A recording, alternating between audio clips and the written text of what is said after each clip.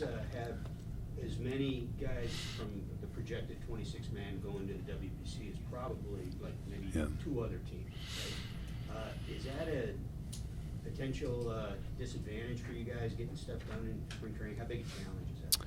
I don't think it's a disadvantage. I think from a fan standpoint, it makes for a fun spring for all of us. I think getting to watch these games, I think the WBC is great that way. I think in camp it gives a lot of opportunity for minor league players, minor league free agents to really show stuff. So I think if you want to look at it as a disadvantage, you can, but I think you look at it the other way, and it gives opportunity. And like I said, I think we're all going to enjoy watching it. So I think the better you get as a team, probably the more players you have. And I guess I'd take it as a compliment that the different countries want our players. 15 years you've been here with this club.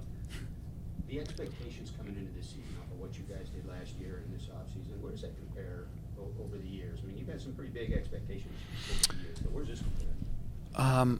I don't know to compare it, but I know the expectations are high, which I think is great. That's what you want.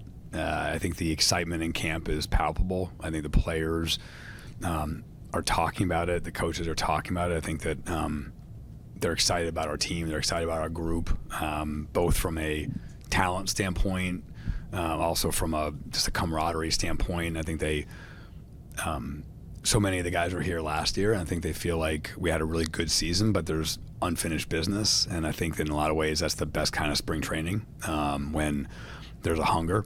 And so I think that the expectations don't create anxiety. I think they create hunger with this group, and I think this group's excited to get started. Chad, I remember going into 2016 at offseason and all season long, it seemed like Theo was obsessed with depth, thinking about everything that could possibly go wrong. Is that kind of your mindset heading into this season? Yeah, it's a super healthy mindset. Yeah. Yeah, I think that's most of the conversations I have with Carter on a daily basis is just, where are the pitfalls? If this guy gets hurt, who slides in? I mean, I think that's very natural that, every day there's going to be an injury report that's pretty long, and we have to constantly think about how we can deal with the inevitable injuries and poor performance that happen. And it happens in every season. There's no season that doesn't have it. Some seasons you're more fortunate than others. But our job is to think about every pitfall and every issue. And we kind of think we try to do that every day. And we're still doing that now. We'll be on the phone with agents today talking about, various players that are still out there that can add depth and help alleviate those challenges. Besides the stuff around the birth rate, does it feel like this is the group that you're taking into the season? And how do you feel like you're set up for hopefully deeper playoff run than last year? Yeah, I mean, I would say, on the large part, the group we have in the building is the group that, would likely break with camp. But there's obviously, as Jed just mentioned, just a lot of conversation still going on. There's still a lot of players out there. We would never shut the door on anything, and we'll plan just to try to continue to improve wherever we can. How often have you had a player like Shaw, infielder, he's probably played some outfield, I think he said way in his past, start a new position like that? Do you have a plan? Do you have how do you get a guy ready in the outfield that was playing at third base and hopefully at a sort of goal level? Yeah, he had a similar situation last year. Right? Yeah, he was coming from a different position and going to third base, and there's a lot of conversation. Like, can this guy do it? And he did it at a Gold Glove level, to your point. And so, his ability to make adjustments, his ability to use his athleticism to work towards getting better at a different defensive position is certainly not a concern because of the work that we know he'll put in. Is it just the daily reps out there, just more than most guys, I guess? Yeah, certainly, and just the focus on that, and just his natural athleticism, and he's played these positions before. It's not novel to him, so it'll be something that he'll have to get used to. Certainly, potentially moving around, but something that we're excited for him to be able to do. With so many pitchers potentially coming off of the list as free agents next year, how much do your moves this year and maybe even before this are going to be about adding pitchers that can pitch into next year as well? Because we look at year at a time, you guys look at 5-7 years and how you're going to compete? Yeah, I think you're always looking at that. And I think, we do have both on a position player level and a pitching level, we have a lot of free agents. I think that's it's going to be a topic of conversation. There's no question with those free agents. I think we look at it as players need to be, they're focused on right now, focus on this team. But yeah, we're always thinking about, okay, what does the rotation look like, going forward? How many starters do we have? I think we've tried to build up real depth from a starting standpoint this year. And we still have a number of young starting pitchers that we're really excited about that I think can take a big step forward this year. So we do have 3 free agent starters, but I think that's something that we'll continue to discuss throughout the spring and throughout the season. But I think having that next wave take a step forward, I think will be really helpful and something that's a big priority. Going into the offseason, obviously rebuilding the bullpen was a huge focal point. Now that we're at this point, how do you assess the group and the NRI options that you guys have in camp, and just what stands out to you about the options you guys have?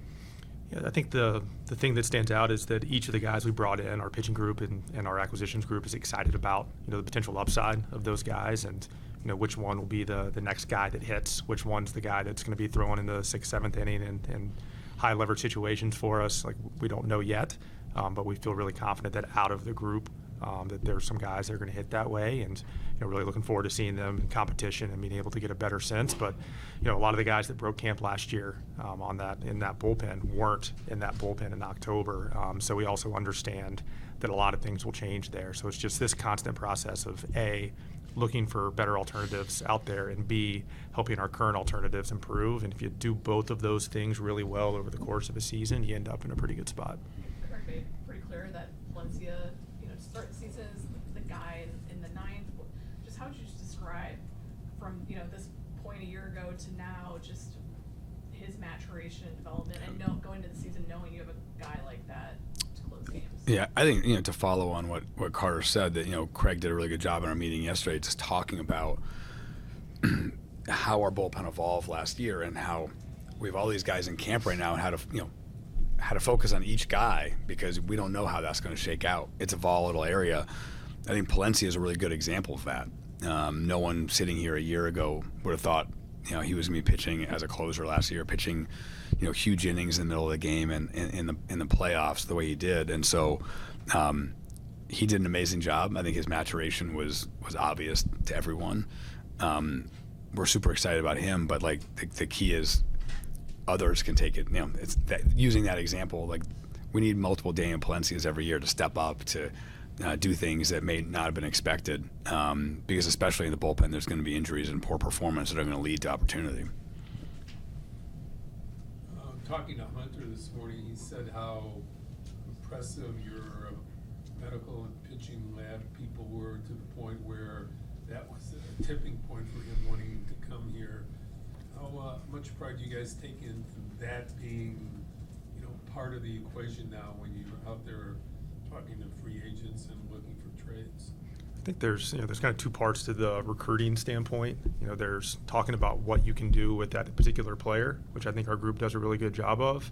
But what might be even more powerful is being able to point to stories of prior players that are similar and saying, look, what we're saying is not BS. This is real. We can help you get better and optimize your performance at the major leagues. And as we start to build those stories, it becomes easier to justify to a new player why they might be the best version of themselves with the Cubs. And I think Hunter's a good example of that. And, will be a guy that, we're going to try to keep healthy and maximize his performance and give him what he's been able to do in the past.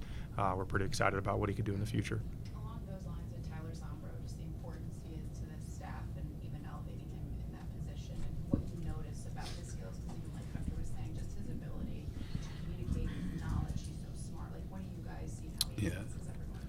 Yeah, I mean, Tyler's really talented. Obviously, he's moved up quickly. He's got a great reputation in the industry. I think he's constantly talking to people from other teams and talking to players, and I think there's a level of trust that he's earned that they're in this through word of mouth that he's helped a lot of players get better. And and through that, that word gets out. I also think one of the things that he does really well is, he's part of this group. I think that when you think about Tommy Hotovy and Casey Jacobson and Tyler Zombro, I think that group operates really well. They all have different skill sets. They all have different mindsets, and they operate really well as a collective. And I think that the way our pitching group operates from a team standpoint is really impressive. So it's not just about Tyler, it's about that whole group. And to Carter's point, I think that, you start building a database of these guys that we've helped, and suddenly it becomes a real destination, both because of Chicago and Wrigley, but also because we can help pitchers, we can help maximize their potential. And I think that's what really every free agent pitcher is looking for, is where's a place where I can go be my best self. Carter, when you talk about success stories in recruiting, do you have a favorite one you always use?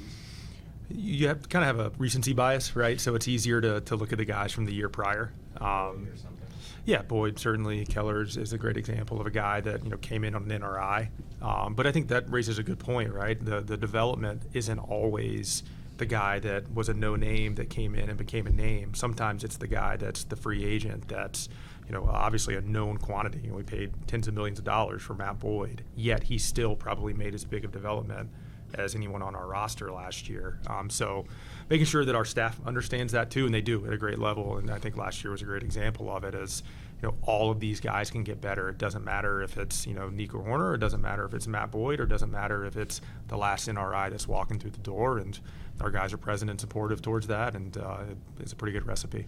Yeah, like Jameson Talion adding a changeup last year was a great example of a guy we're paying tens of millions of dollars, but he was struggling with lefties, and all of a sudden he, through his work with those guys and his hard work, they developed a changeup, and all of a sudden he's pitching big games in the postseason, and we're not concerned about those platoon splits in the same way because of that changeup. So, player development isn't only the NRI; it's also the guys we're paying a lot of money that can get up one more level.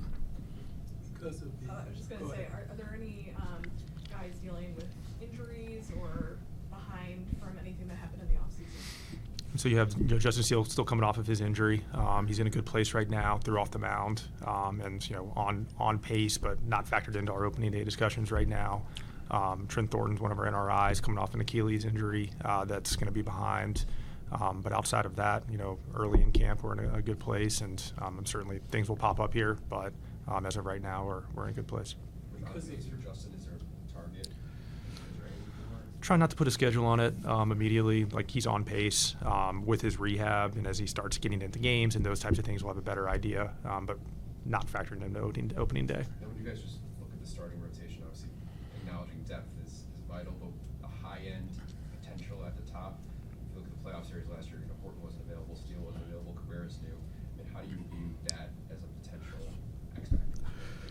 Yeah, I think it's something we're excited about. But ultimately, I think the depth is the piece that we focus on as much as anything. Is just making sure. I felt like, last year, if you kind of look at the way the end of the season went and the postseason, it felt like we got thin from a starting pitching standpoint, and that was a big focus of the offseason, is making sure we had enough. We brought Imanaga back. We did a new deal with Colin Ray.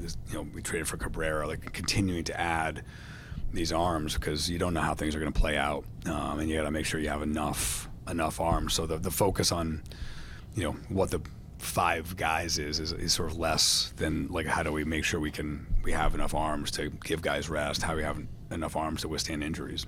Do you have the payroll flexibility to add a $18 million plus player or pitcher without having to move one?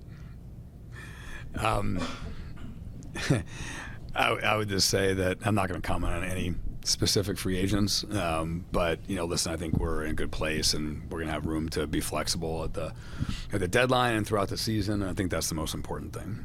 And now as well?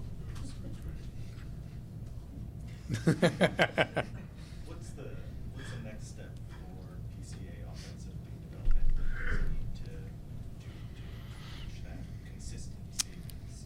Just, I think the swing decisions. Obviously he's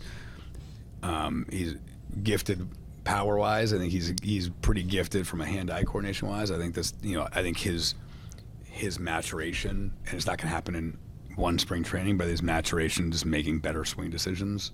I think that's how he gets to the next step, and it's exciting because like he's already such a dynamic player. If he can make that one last step or kind of improve that, I think the sky's the limit. But I think that in a simplest form, I think that would be number one, is the swing decisions. At Bregman's press conference, you mentioned the steps he was already taking to get to the minor league staff. Yeah. What have you seen in the month since, and how he's continued that process of kind of already getting his fingerprints on? Yeah, I mean, I just think that's something he's really, really focused on, and it's really fun to watch. That obviously he's worried about his own performance, but he was in the coach's room yesterday looking at different players and talking to them about like, okay, what are you trying to work on? What can I reinforce? I know Matt Shaw was hitting in his complex here.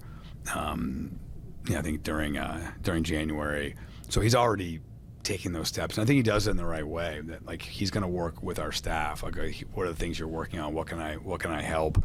But it's rare to have a player that invested in helping make young guys better, and I think you'll see it in various ways. But it's a kind of a wonderful quality that he has, and it's something that people of the Astros talk about and people of the Red Sox talk about, and it's something he's earned. Michael Busch is one of the best named first basemen in the league. What can we expect from him this year? Like, will he have the opportunity to face lefties more? What do you expect of him? Yeah, something we talked about with him at our end of the year meeting, just to get the opportunity to face lefties on an everyday basis, and I think that's a challenge he's looking forward to. He was one of the more dangerous bats in our lineup towards the end of the year last year, one of the more dangerous bats in all of the playoff field there. So his improvement's been really fun to watch. We had a fun anecdote in that end of the meeting. We were talking about how he had gotten better, and he was talking about how it had been a 7-year process for him to make some adjustments with his swing, and I think that was just really indicative of the maturity of him as a player, and also just the grit towards these long-term goals that he has. So I would expect him to continue to take steps forward here and to meet this challenge in a really awesome way. As baseball departments like yours have been educated about how deferments and real money work over the past 5 or 7 years, how helpful is it to both of you to be able to have that equation when you do talk to Tom and do talk to Crane about the future of adding people? Yeah, I mean, it's a tool that that we can use, and it's just another option that we can use to help find overlap with the player's interests. And that's when you get deals done, when you find overlap between your interests and the player's interests. So it just increases the chances of finding that, and definitely felt that was useful this offseason. You guys have used the DH kind of as a rotation, but with what Ballesteros did last year, how much confidence do you have that he can kind of get a hold of his at-bats there and kind of hold his own? Yeah, I mean, he's certainly going to be competing for that job in spring training. I think what we saw from him, it was, I think you saw the bat-to-ball skills, you saw the power. I think he's a really gifted hitter. Obviously, he's going to have to come in here and earn that spot, but I think he's definitely part of it. And I think the rest of the time, I think we have a number of guys we can rotate through, which I think is really nice to be able to do that. Get a good player off their feet for a day, give another guy a chance to play in the field. So I don't think there's going to be one guy that's going to be penciled in all the time. But I think Bally definitely has a chance to compete and earn a lot of those at bats. With Seiya, I mean, obviously, that first half, and he's had other stretches since he's been here where, he can carry the team, what he did in the playoffs. Just how do you look at him as a player, and for him, what do you feel like is the key to, evening out maybe some of the peaks and valleys and being the type of hitter he's shown for a lot of stretches? If we had that answer, man. Yeah. I think he has been a little streakier than some hitters. I think that when you can talk about Pete as well. I think when you look at the back of the baseball card after last year, you're like, oh wow, he had a really good season. It came with like some really high highs and some really low lows. I was really happy for him, the way it ended. He was so dangerous for us at the end of the season and so dangerous in the postseason, and I think that was something that was really important to him. He's a really, really good middle of the order hitter, and I also thought he played well in right field when Kyle was out in September and then in the postseason. So now we're excited about the season for Seiya. He's continuing to work on things, and he always works hard in the offseason on his conditioning. So he looks good, and unfortunately we only get him for, I guess, not very long. I guess a week or so, week to 10 days before he takes off. And hopefully for their sake, it's a long run for them. But I know he's excited about the WBC. His injury in was it 22 was his terrible timing, or 23 was really bad timing. So I know he's excited to go play this year, and he'll be ready to go, and he'll get back here for a little bit of time at the end.